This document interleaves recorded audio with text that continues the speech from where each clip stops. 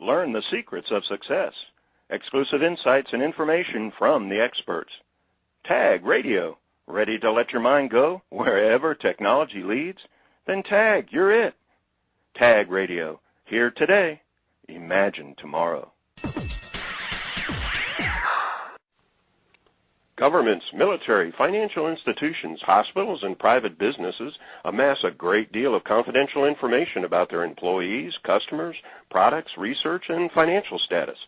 Collected, processed, and stored on computers and transmitted across networks to other computers, should confidential information fall into the hands of a competitor, it could lead to lost business, lawsuits, or even bankruptcy.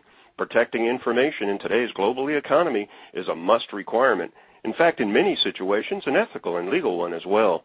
Greetings, everyone. It's Tuesday, October 30th, 2007, and this is Tech Talk with Technology Association of Georgia President Tino Mantella. I'm your guest host, Frank Baia. Cybersecurity. More than today's topic on this edition of Tech Talk, but the title of a new book published by Dr. Edward G. Amoroso, Chief Security Officer and Senior Vice President for AT&T Services Incorporated. We speak with a 22-year information security veteran and internationally recognized expert who began his career at Bell Labs securing the Unix operating system, as well as numerous federal government security initiatives. Most recently, Dr. Amoroso championed AT&T's network-based security strategy centered around protection services as Internet Protect and DDoS Defense. Dr. Ed also created the AT&T Tech Channel, which offers Internet-based technical and security news and entertainment. Author of many research papers and 4 books, including his most recent, Cybersecurity, published earlier this year. As Chief Security Officer at AT&T, Dr. Ed is responsible for real-time protection of AT&T's vast network and computing infrastructure, security policy, planning, and architecture for AT&T Enterprise, digital rights management, AT&T's IPTV and entertainment initiatives, and security support for AT&T's managed and network-based security services. Protecting information. Business requirement, ethical and even legal requirement? Let's go straight to the world's leading expert in information security as the Tech Talk turns to AT&T security guru, Dr. Edward Amoroso.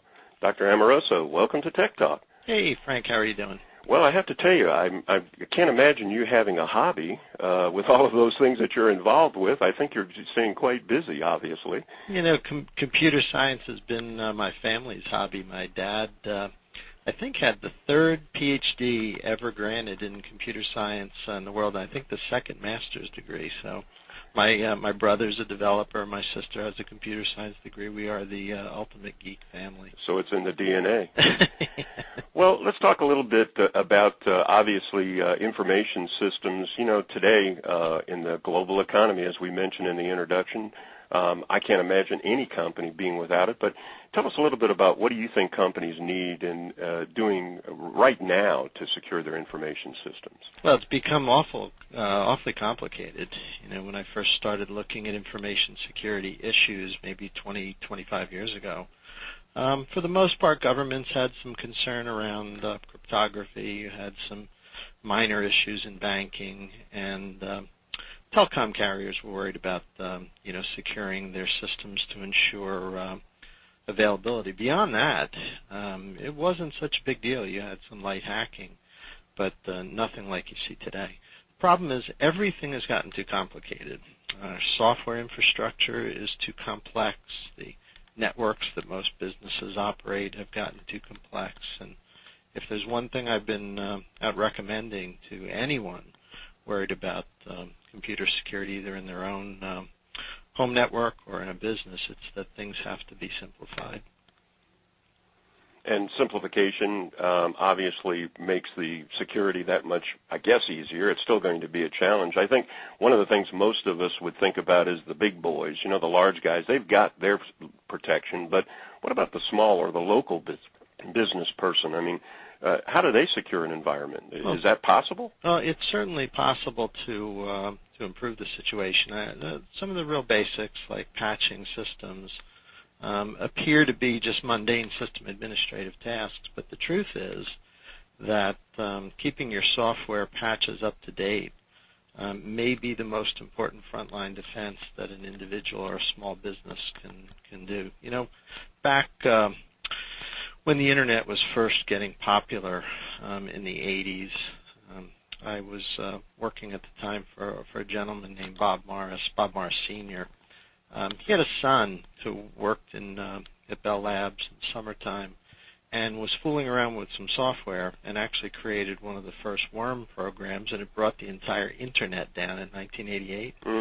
The way he did that was through just simply connecting from one system to the other. There were no firewalls in those days. There was no access control into and out of systems. You just connected from one computer to another on the Internet. Well, obviously that's changed. Most homes and most small businesses and large businesses have firewalls and other types of protections in place. So the way hackers and worms and viruses find their way into your system is through software that has a bug in it or a vulnerability. Generally, you can close these vulnerabilities down by patching. It's not perfect, but it's certainly much better. When systems are unpatched, say your home PC, it's very easy for a piece of software to essentially gain control of your system. They can redirect you to a website that tricks your operating system into doing something that it ought not to do, and you may not even know it's happening. What happens is a piece of software ultimately gets pushed down to your machine or to a small business network or even to a large enterprise network, and this piece of software is called a bot. It's a part of the word robot. And the reason we call it a bot is because there is a server somewhere, some computer out on the Internet, that is now controlling that little bot that runs on your computer. And it can tell your computer to go attack someone or to send a stream of information at some website or whatever. There's a number of different things it can do. It could even look around for private information on your network or on your system and pass that back. So it's very difficult for a small business or an individual, and frankly even large businesses, to detect that this is going on. Very difficult situation. As you're describing it, on one side it's almost insidious. I'm sure from a sophisticated standpoint, there's actually pro-action on the part of, say, a competitor to actually proactively do this kind of thing, legal or illegal. Obviously it's illegal. But so many times you just kind of hear about hackers. I mean, just people that are, the proverbial geek that, thinks he can, tries it, and does it, without realizing the kind of damage it can be created. Well, there's no question that sort of the foolishness of youth that you see in graffiti on the side of a building, also realizes itself in computing. There are kids out doing things just for the sake of doing them. That's not really something that I think most businesses stay up all night worrying about, because for the most part, a youngster doing that sort of thing is not looking to do something illegal, but rather looking to satisfy some craving to demonstrate that he or she can break into something, or to show a group or some friends that they have the ability to do X, Y, Z. Those are not acceptable activities on on some network you don't own. But again, it's not the type of thing that most people are going to stay up all night worrying about. What we worry about now is that there are legitimate business models for identity theft and for certain types of denial of service attacks. Well, again, I think that's the point to be made to first-generation entrepreneurs and small business people, because I think, unfortunately, in the general conversation back and forth, it's taken too casually. Yes. They don't really think about it as being that sophisticated. Now, let's talk. We talked a little bit about the small business. Let's kind of talk a little bit now about either the differences or even the similarities. You mentioned a couple between the security needs of the larger companies, who obviously identify this and understand the environment, and some of the security needs of the smaller business that we've been talking about. Well, in both cases, the advice that we give is that any time spent trying to understand and simplify the environment is time well spent. All too often we find networks, and it's not just in big companies. Sometimes very small companies have reasonably involved enterprise networks with Wi-Fi and connections all over the place.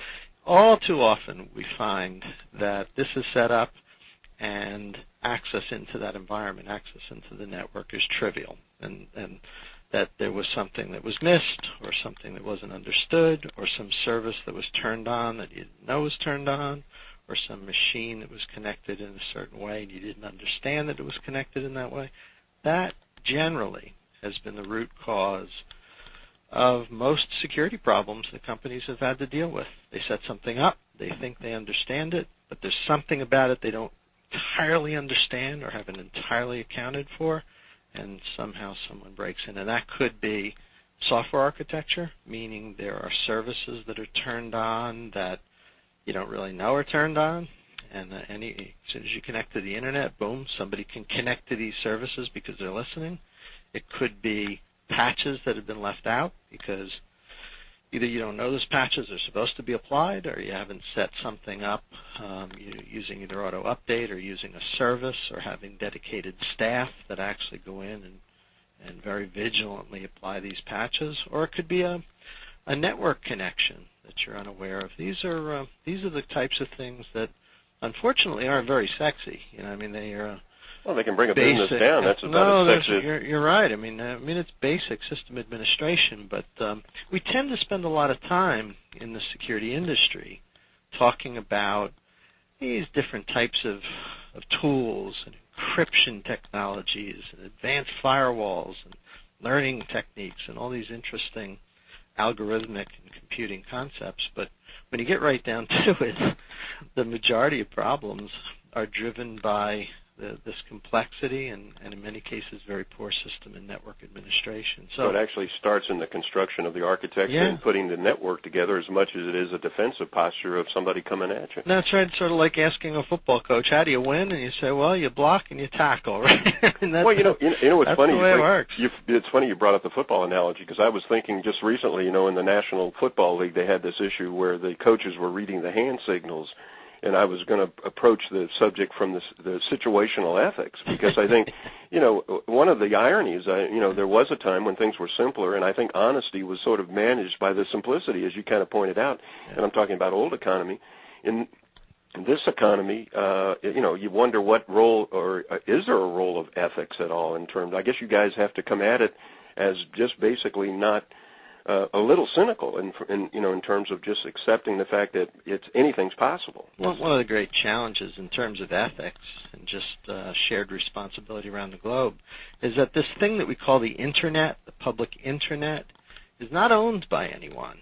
You can't point to any one company or government or group or foundation or consortium and say, this thing is broken, go fix it, or, the domain name system has some vulnerabilities, go fix it, or routing has some weaknesses, go fix it. There's no place to call. There's no 800 number, there's no group, there's no consortium.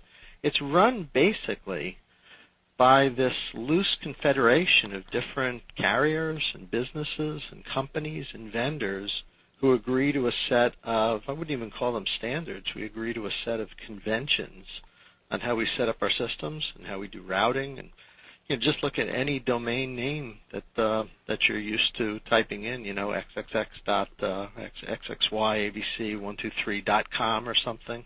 Well, any of those domain names, are part of a larger domain name system that, as I said, is not run really by any one group. It relies on this agreement amongst different organizations to apply these conventions. Wikipedia, kind of like everybody making it up, right? That's right. So your question about ethics is certainly a valid one, and we do rely on groups to not go in and pollute the domain name system or to pollute routing on the Internet. Both of those things are remarkably easy to do. And the fact that it doesn't happen more often is quite surprising to me personally. Or on a larger level to federal government. Well, when you think about some of the things that they talk about with cyber terrorism and all of the other things. You just never know. I mean, folks listening to this, to you and I talking, 10 minutes after they listen to this, something big could happen, or the next 10 years, nothing could happen. It's a very unpredictable sort of thing. I was just going to ask you about that. I mean, obviously the problem isn't going to get, as you would like it to, as you were pointing, simplistic. It's going to get exponentially more complex, more layers, even more tentacles. I got to wonder, as your role as Chief Security Officer at AT&T, Do you have a biggest challenge, or do you just rank them all up and say top 10 or 20 challenges that you face in keeping AT&T secure? No, the way a telecommunications carrier works is that we have service level agreements with our customers. So our first order of business is making certain that when we sign up for a level of service with a business or with an individual or with a small company or organization, anybody buying some service from us, we need to make sure we ensure that that service level is met. So we have to map these different problems, such as domain name system and routing and other types of things on the internet, to that challenge. Anything beyond that, anything that's not part of these service level agreements that we have with customers, it becomes a judgment call. We're not a law enforcement organization, for example, so it's not our stated purpose or goal to, quote unquote, catch bad guys or something. That's what law enforcement does. Mm-hmm. But to the degree that perhaps participating in trying to catch some bad guy helps us serve our customers, then obviously then any carrier will get involved in doing that. To the degree that it doesn't, then we would tend to not make that a very high priority. So everything comes down to the commitment that we have to our customers, and that's pretty much my job to make sure that we're focused on that goal. And I'm assuming that it's constant research, constant read new discoveries, new development all the time, trying to, one of the things in our little world we always joke about, that's so 20 minutes ago. I can only begin to imagine. I guess you deal in, that's so 5 minutes ago.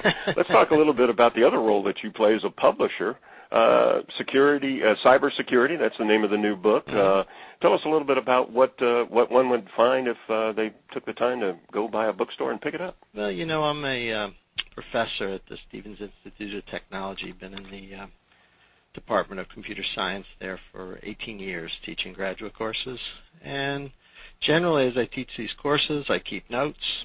My notes build up over time, and my lectures find their way into books. So this is my fourth book. What I found with the current book is that as I was talking, not just to students, but also to customers in AT&T, I was sort of amazed at how much interest there was in computer and network security, but very little resource out there that maybe is smaller than the size of a bowling ball to read. If you go into a typical bookstore and you want to read something about computer security, you're probably going to get a book that's about 8 inches thick, right?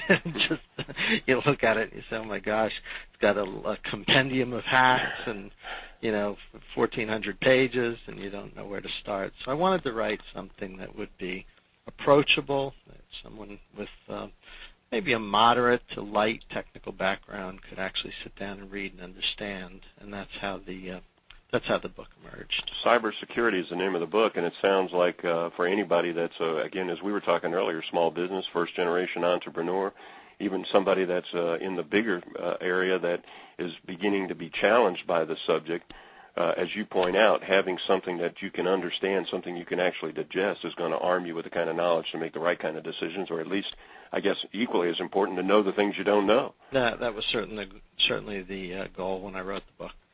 Now let's take just a second. Obviously, AT&T, huge footprint in terms of a player, not only locally, nationally, globally. But I would be remiss if we didn't talk a little bit about its role in the development of technology in Georgia, and maybe talk a little bit. I know people are probably curious in terms of the commitment to the state since the AT&T and BellSouth merger. Well, certainly the work that we do in computer and network security in my group, extends out not just on a global basis, but on a local basis as well. So all the different businesses and customers of our services in Georgia hopefully will continue to enjoy all the work that we do in computer security. On a broader basis, the company, obviously quite committed to Georgia. The investments, like a pretty obvious metric here that everybody looks at is, well, what are you doing in wireless? And over a 3-year period, we spent almost $500 million, in the state of Georgia, just expanding footprint. It's quite amazing. I know, anybody who's been carrying a mobile phone around for the last 5 years realizes the way mobile carriers are in many cases graded as how good that network works, and we've been spending a great deal of money, time, and effort improving the network in Georgia, and it'll continue to improve. So I think that's a pretty good benchmark for our commitment to the state. Maybe a little bit of your insight in terms of, not to put you on the spot, but I would guess that being here and then dealing on a multi-layered perspective with so many other areas, how does Georgia on an overall basis from a technology standpoint? Is it fair to ask how it competes? I don't mean just in security, I guess across the board, but I'd guess in order to really respond to that question, you almost have to think about niches and industries. Well, I'll tell you, I got an awful large group down in that region in Georgia and Atlanta and Alpharetta and so on. So I'm a little biased. Such a big group down there, and from at least from a security perspective, some of my finest staff work in that area, went to school in that area, and so I would say that my personal experience in the region has been pretty positive. Once again, the market is global, and to almost think in terms of geographical areas when we're talking about virtualization and cyber and all those kind of things. Overall, even the security aspect starts to turn not just to data, but obviously collaboration and communication platforms. And I think I'm sure, are seeing a lot more of that happening now that the broadband connectivity and the high-speed ability to be able to do those things is happening. Doc, we've been visiting with Dr. Edward G. Amoroso, Chief Security Officer and Senior Vice President of AT&T, today on Tech Talk. I want to remind everybody about his new book, Cybersecurity. Have to admit, Frank Baez, no Larry King, but because the mission is so important and I think the knowledge is so important to our community, I'm going to recommend strongly that everybody take an opportunity to go to their local bookstore and purchase a copy if you have any interest whatsoever or get managed in any data whatsoever. The name of the book, again, is Cybersecurity. Dr. Edward, thank you so much for joining us today on Tech Talk. Great. It was a lot of fun.